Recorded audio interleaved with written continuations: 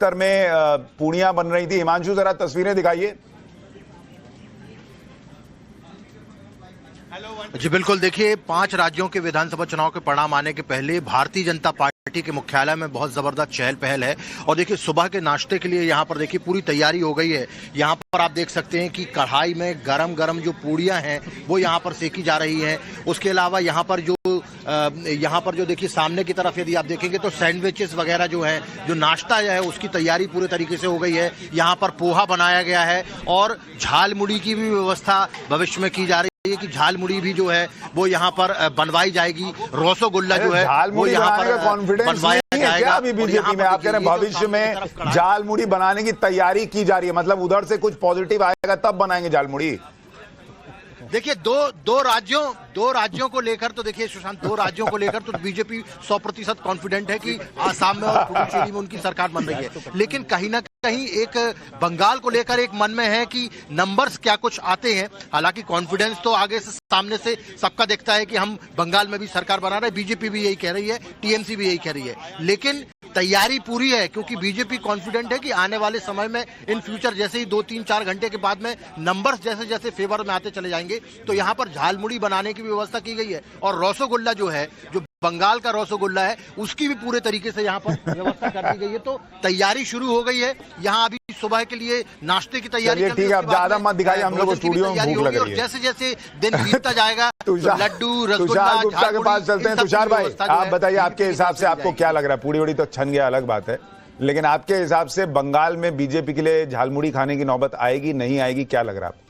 देखिए मुश्किल है, असंभव नहीं है। अच्छा, भाजपा ने 2024 के लोकसभा चुनाव में भी अपना जो असेंबली लेवल पर वोट शेयर था काफी इंप्रूव किया था, पर गणित बैठना जरूरी है। इस बात को नकारा नहीं जा सकता कि ममता बनर्जी कम से कम 80 सीटों पर तो फेवरेट स्टार्ट करती हैं। उनका जो माइनॉरिटी वोट है या मुसलमान वोट है, जैसे भी आप इसको देखें, वो उनको लॉक स्टॉक बैरल एकदम बैक करेगा। तो ममता बनर्जी की जो टैली है 80 सीटों पर शुरू होती है।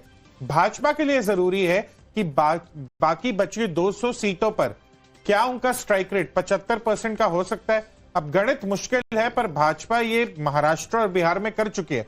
अगर यहां कर पाए तो ठीक है, वरना सरकार तो नहीं बन पाएगी। और ये जो बात है कि नहीं, लेकिन तुषार भाई मुझे क्या लगता है कि बिहार हो, महाराष्ट्र हो, हरियाणा हो, वहां का जो हिंदू वोटर है और जो बंगाल का कल्चर है वो बहुत अलग है। तो उसमें वो एकदम मैसिव कंसोलिडेशन थोड़ा मुश्किल लगता है। वही एंटी इनकम्बेंसी की बात आ जाएगी कि ममता बनर्जी के खिलाफ कितना गुस्सा है, कितना आक्रोश है लोगों में। क्या उस आक्रोश का जो उन्हें एक सोल्यूशन भाजपा में दिखाई दे रहा है? नहीं, तभी ये गणित बहुत मुश्किल है। आज कई लोग कह रहे हैं कि 190-200 सीटें आ जाएंगी भाजपा की। मुझे ऐसा नहीं लगता, पर हाँ एक बात और है, अभी यहाँ इन्होंने कहा कि भाजपा की सीटें बढ़ेंगी। मुझे नहीं लगता भाजपा को इस बात से खुशी होगी कि चलो हम 77 से 120 पे चले गए। वो इस इलेक्शन में उतरे थे 148 सीटें लाने के लिए। अगर उससे 10 कम भी आती हैं, भाजपा को उस चीज का काफी मलाल रहेगा, दुख रहेगा। क्योंकि देखिए मुझे ऐसा लगता है यूसुफ भाई, अगर बीजेपी इस बार हार गई बंगाल, तो वो फिर अगले 10 साल भी शायद ना जीत पाए। क्योंकि वहां पर जो वोटर है उसको, जो लोग भी डर को, भय को पार करके आते हैं बीजेपी को वोट करने, शायद उनके दिमाग में ये बैठ जाएगा कि नहीं नहीं, ये तो खेला यहाँ पे होना संभव नहीं है। तो वो बड़ा उनके लिए वहां से फिर नेक्स्ट राउंड में जाना, आगे बढ़ना बड़ा मुश्किल हो जाएगा। लेकिन मैं आगे बढ़ूं उससे पहले आपको बता दूं कि हम अभी बात कर रहे हैं कि क्या कागज पर दिख रहा है वैसी स्थिति, लेकिन क्या जमीन पर हम जो बात कर रहे हैं उससे अलग चीजें हुई हैं और बीजेपी इतिहास रचने वाली है। क्योंकि काउंटिंग से पहले अग्निमित्रा पॉल का बयान आया है कि बीजेपी की सुनामी आने वाली है। उन्होंने कहा है कि बंगाल की जनता ने 92% वोट देकर सुनामी बुलाई है। एक बार सुनिए जरा उनको, फिर आगे की बात करते हैं। आएगा, झड़ नहीं, सुनामी आएगा। बंगाल के लोग 92% वोट देकर सुनामी बुलवाया है और इसके सामने कुछ भी बड़ा नेता या नेत्री हो, तिनका की तरह हवा में उड़ जाएंगे।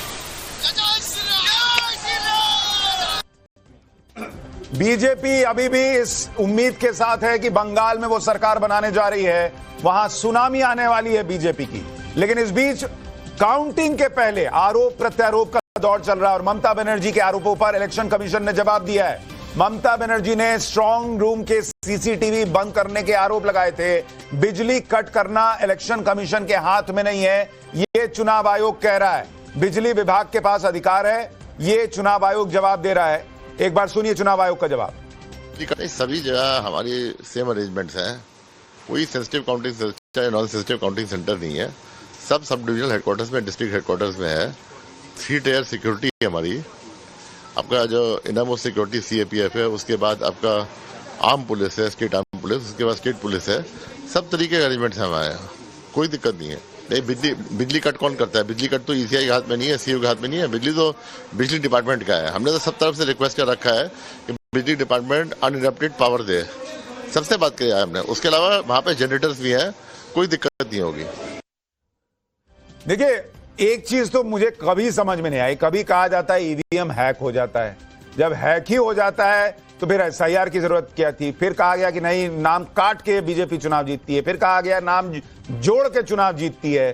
फिर कहा गया कि प्रशासन की मदद से वहां सुरक्षा बल लगा के जो है वो लोगों को रोक के चुनाव जीतती है, वोट नहीं देने देती है। फिर कहा जाता है कि स्ट्रांग रूम में खेला करके चुनाव जीतती है।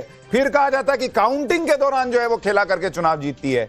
आदमी कंफ्यूज हो जाता है कि जीतती कहां पर है।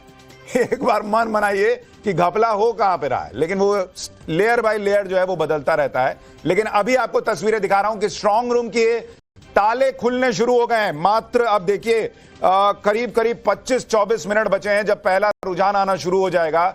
लेकिन बंगाल में इस वक्त बहुत जबरदस्त गहमा गहमी बनी हुई है और वहां से जो तस्वीरें आ रही हैं वो बता रही हैं कि बंगाल के नतीजे मुझे नहीं लगता कि बहुत जल्दी 11 बजे तक क्लियर होंगे, क्योंकि वहां पर जो काउंटिंग स्टेशंस हैं वहां भी TMC, BJP, उनके लोग जो है वो बैठे रहेंगे।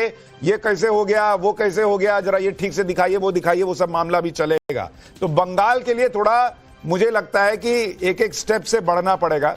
हमारे साथ वरिष्ठ पत्रकार राजगोपालन सर भी जुड़ गए हैं। सर, बहुत स्वागत आपका। आपके हिसाब से बंगाल में क्या हो रहा है या होने जा रहा है?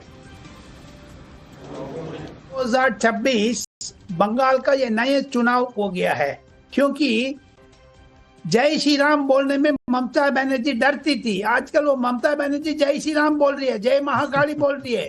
तमिलनाडु में वेट्रीवेल वीरवेल बोल रहे हैं, जिसका भगवान के ऊपर उम्मीद नहीं थी। ये दिशा बदल गया है। गुरुवायूरप्पन, सबरीमला, इतना लोग बोलने लग गया। लेकिन प्रधानमंत्री ने TMC का दिया बोलने को पहले फटफटाता है करके बोला। ये क्या मतलब उससे?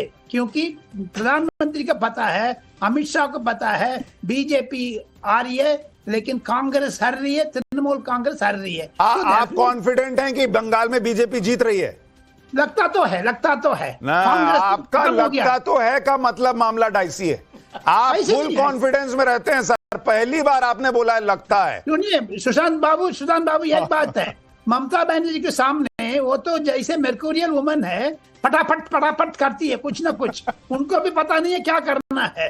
देयरफॉर ममता बनर्जी, कल जो ट्वीट देखा है ना, ममता बनर्जी का ट्वीट, जो उनकी अभिषेक बनर्जी का ट्वीट गुजराती के ऊपर लग गया, तमिलनाडु के ऊपर लग गया, बिहारी के ऊपर लग गया। वो कहते हैं गुजराती लोग इधर आकर के करेंगे, उनको दौड़ा देंगे करके जो ट्वीट्स आ रहे, ये बिल्कुल गलत है। इसीलिए तो मैं कह रहा, लेकिन मैं 19-20 का फर्क नहीं है। लेकिन मुझे लगता है BJP बढ़त में है, तृणमूल कांग्रेस पीछे है। आप कह रहे BJP बढ़त में, कुछ भी हो सकता है। सर, थोड़ा तमिलनाडु का भी बताइए। वो एग्जिट